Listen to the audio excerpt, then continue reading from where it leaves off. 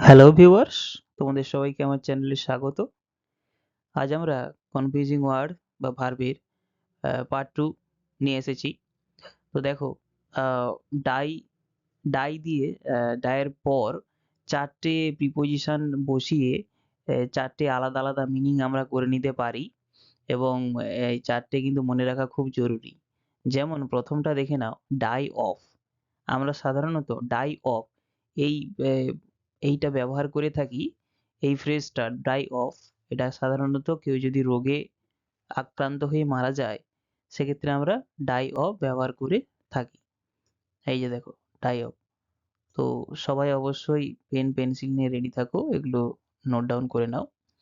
Die of যেমন ধরো, এই যে দেখো একটা পিকচার দেওয়া রয়েছে, হার্ট অ্যাটাক হচ্ছে, ছাতিতে সমস্যা হচ্ছে। তো এটা আমরা বলতে পারি, the man had died of heart attack. মানুষটি মারা গিয়েছিল হার্ট অ্যাটাকে। The man had died of heart attack. Okay, আশা করি সব বুঝতে পেরেছো। ডাই অফ এরই past form, past participle form died, এটা পাস্ট পারফেক্টে করা হয়েছে। নেক্সট দেখো, ডাই ফর। ডাই ফর আমরা তখন ব্যবহার করে থাকি যখন কেউ মহৎ উদ্দেশ্যে মারা যায়, মহৎ কাজে অংশগ্রহণ করে মারা যায়, মহৎ কাজে। ঠিক আছে? যেমন দেখো, Netaji Subhash Chandra Bose had died for his country. এই যে দেখো, রাইট সাইডে রয়েছে পিকচার। নেতাজি সুভাষচন্দ্র বোস তিনি দেশের জন্য প্রাণ দিয়েছিলেন। তো Netaji Subhash Chandra Bose had died for his country.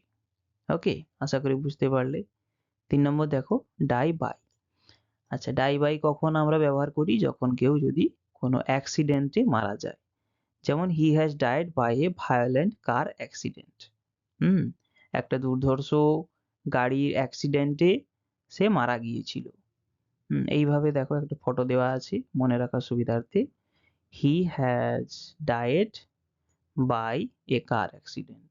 Okay, next দেখো, ডাই ফ্রম। ডাই ফ্রম এই ফ্রেজটা আমরা ব্যবহার করি যখন কোনো প্রাকৃতিক কারণে মারা যায়। প্রাকৃতিক কারণ বলতে যেমন ধরে নাও সুনামি, তারপর রয়েছে স্টর্ম, কোনো দাবানল, ভূমিকম্প, আর্থকোয়েক, ভলকানো, এই টাইপের যত রকম প্রাকৃতিক কারণ রয়েছে, সেই সমস্ত কারণে যদি প্রাণ হারিয়ে যায়, মারা যায় কেউ, তো সেক্ষেত্রে আমরা ডাই ফ্রম ব্যবহার করে থাকি। যেমন ধরে নাও, she has died from tsunami। এই যে দেখে নাও, সুনামি কথার অর্থ একটা প্রবল যে জলোচ্ছ্বাস, এই ধরনের একটা জলোচ্ছ্বাস, হুম, সেটা বন্দরে আছড়ে পড়লে অনেক ক্ষয়ক্ষতি হয়, মানুষজনও মারা যায়। হ্যাঁ, তো সেক্ষেত্রে মানুষ মারা গেলে আমরা ডাই ফ্রম ব্যবহার করে থাকি। ওকে, তো hope you all understood the session. If you have any doubt, mention in the comment box. I will clear it definitely. So thank you, stay happy, goodbye.